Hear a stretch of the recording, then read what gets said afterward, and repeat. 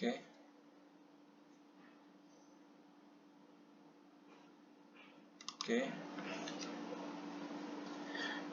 Perkenalkan, nama saya Frederico Sirako Leloape. Saya dari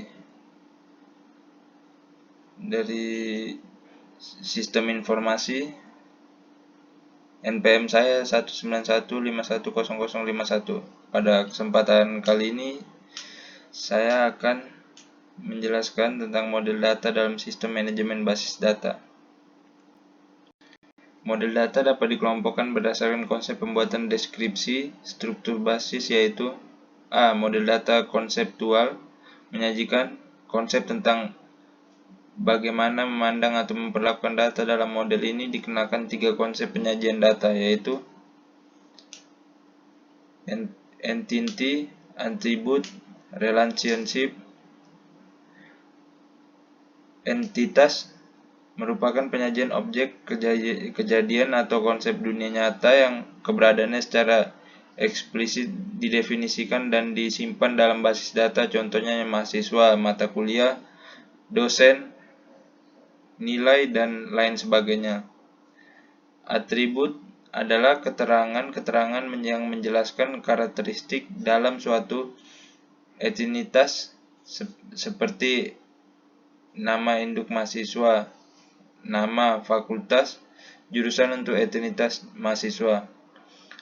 Relationship atau hubungan merupakan hubungan atau interaksi antar satu entitas dengan lainnya, misalnya entitas pelanggan berhubungan dengan entitas barang yang dibelinya. B. Model data fiksal merupakan konsep bagaimana deskripsi detail data yang disimpan dalam komputer dengan menyajikan informasi tentang format rekaman, urutan rekaman, dan jalur pengaksesan data yang dapat membuat pencarian rekaman data lebih efisien. Model data implementasi merupakan konsep deskripsi data disimpan dalam komputer dan menyembunyikan sebagian detail deskripsi data sehingga para user mendapatkan gambaran global bagaimana data disimpan dalam komputer. Model ini merupakan konsep model data yang digunakan oleh model hierarki, jaringan, dan relasional. Jenis-jenis model data. 1. Object basis data model.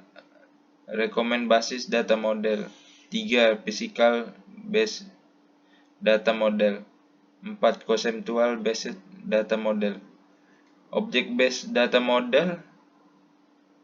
Model data berbasis objek menggunakan konsep entitas, atribut, dan hubungan antar entitas. Terdiri dari entity relationship model, binary model, semantic data model. Entity relationship model. Model entity relationship pertama kali diperkenalkan oleh Peter Chen pada tahun 1976. Dalam pemodelan ini dilakukan dengan tahapan sebagai berikut.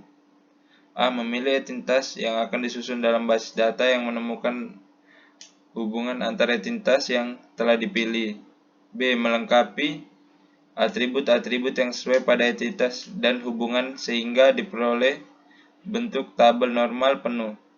Model untuk menjelaskan hubungan antara data dan basis data berdasarkan suatu presisi bahwa real world terdiri dari objek-objek dasar yang mempunyai hubungan atau relasi antar objek-objek tersebut. ER model berisi ketentuan, aturan khusus yang harus dipenuhi oleh isi database. Aturan terpenting adalah mapping capabilities yang menentukan jumlah entity yang dapat dikaitkan dengan entity lainnya merupakan relationship. Contoh kasus ER model. Derajat relasi. Gambar di bawah ini merupakan contoh dari relasi berderajat 2 dan relasi berderajat 3. Ini saya dari penjual, pesanan, ibu, bapak, anak mempunyai. Ini kayak ini nomor tabungan, customer, memiliki, buku tabungan, saldo. Di bawah customer itu ada nama, alamat, atribut lainnya. Di bawah buku tabungan ada nomor tabungan dan atribut lainnya. Binary model. Relasi memiliki tipe binary, yaitu one, hubungan bila setiap entitas hanya memiliki satu hubungan dengan entitas. Contohnya yang itu, di samping itu. A1 berhubungan dengan B1, A3 berhubungan dengan B3, B4 berhubungan dengan A5, B5 berhubungan dengan A7, A6 berhubungan dengan B6. Kalau one to many, relasi ini terjadi bila setiap instansi dapat memiliki lebih dari satu hubungan terhadap entitas lain, tetapi tidak kebalikannya. Oke, yang ketiga, many to many, hubungan saling memiliki lebih dari satu setiap entitas terdapat intensi yang itu. Ini seperti A1 berhubungan dengan B1 dan B2, A2 berhubungan dengan B3, sedangkan A3 berhubungan dengan B2 dan B3, sedangkan A4 berhubungan dengan B3, sedangkan A5 berhubungan dengan B4, B5 dan B7, A6 berhubungan dengan B5, sedangkan A7 berhubungan dengan B5. Selain relasi atau dua entitas, terdapat juga hubungan terhadap entitas tersendiri yang disebut dengan recursive. Hubungan ini dapat mempunyai tipe biner seperti yang sudah dibahas sebelumnya. Oke, semantic model hampir sama dengan entitas relationship model, di mana relasi antara objek dasar tidak dinyatakan dengan simbol tapi menggunakan kata-kata semantik. Sebagai contoh, dengan masih menggunakan relasi pada bank.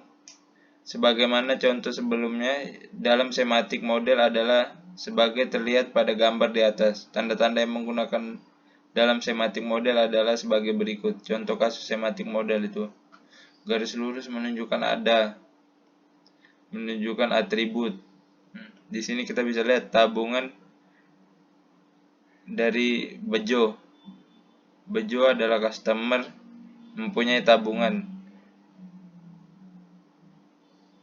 Bejo itu mempunyai nomor tabungan sama alamat.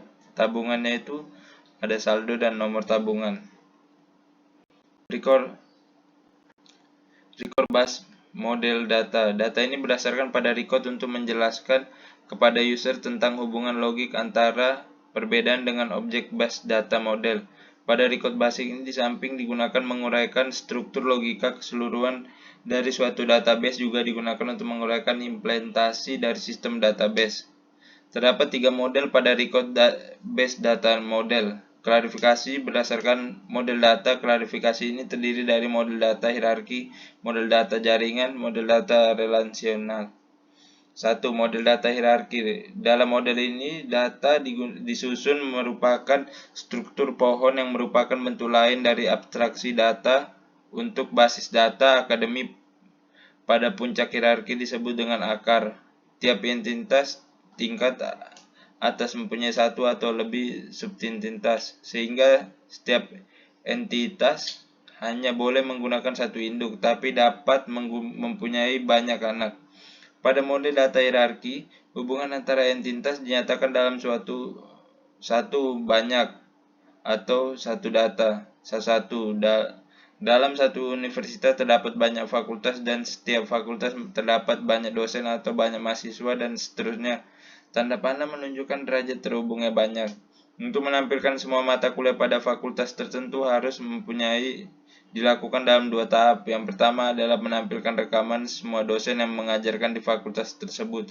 Kemudian baru mata kuliah yang dipegang oleh para dosen yang menampilkan data terlihat kurang efisien, sebab menggunakan entitas perantara yang harus ditampilkan juga dikarenakan kunci data yang digunakan untuk menghubungkan antara entitas diberi kode dalam struktur data, maka untuk jumlah entitas perantara yang sedikit masih dapat dikatakan efisien.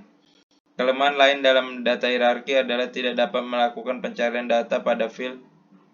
Misalnya dalam entitas mata kuliah, tidak dapat ditampilkan hanya mata kuliah dengan jumlah SKS tertentu, sebab file SKS bukan menjadi kunci data. Hal ini dapat dilakukan dengan mengubah struktur data dengan memberi hubungan khusus yang digunakan untuk mengubah struktur database. Kelebihan model ini adalah sangat mudah dipahami dan mudah dalam pembaruan data.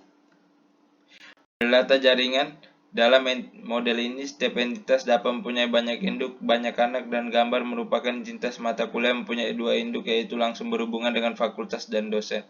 Dalam model ini, lebih sedikit terdapat dalam rangkap, namun lebih banyak terdapat hubungan antara sehingga menghubungkan informasi hubungan yang dapat disimpan dalam database. Hal ini akan menambah volume dan kerumitan dalam penyimpanan berkas data.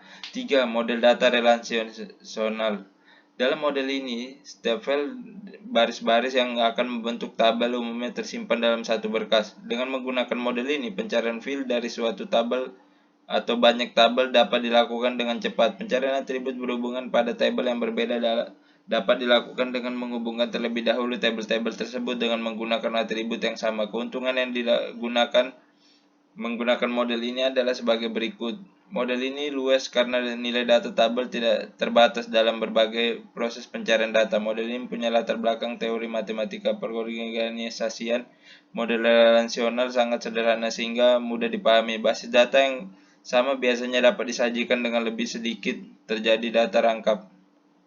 Sedangkan beberapa kelemahan model ini adalah lebih sulitnya dalam proses pencarian informasi, sangat lambat. Klarifikasinya berdasarkan lokasi penyimpanan, yaitu DBMS terpusat dalam DBMS, terdistribusi dalam DBMS, terpusat. Basis data disimpan dalam satu komputer media penyimpan sehingga pengguna sistem mengakses data dari pusat. Klarifikasi berdasarkan tujuan DBMS digunakan, yaitu tujuan umum dan tujuan khusus. Untuk tujuan umum dapat digunakan untuk berbagai tujuan dengan memperlakukan data sama menurut penggunanya. Contoh aplikasi dalam DBAS, Oracle, Postbase, dan sebagainya. DBMS tujuan khusus dirancang dan digunakan untuk keperluan tertentu. Sebagai contoh, pengelolaan data karyawan pada perusahaan dirancang digunakan untuk keperluan tertentu. Sebagai contoh, pengelolaan data karyawan pada perusahaan asuransi. Physical based data model digunakan untuk menguraikan data pada internal level.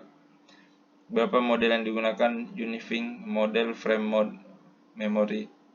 Oke, sekian presentasi dari saya.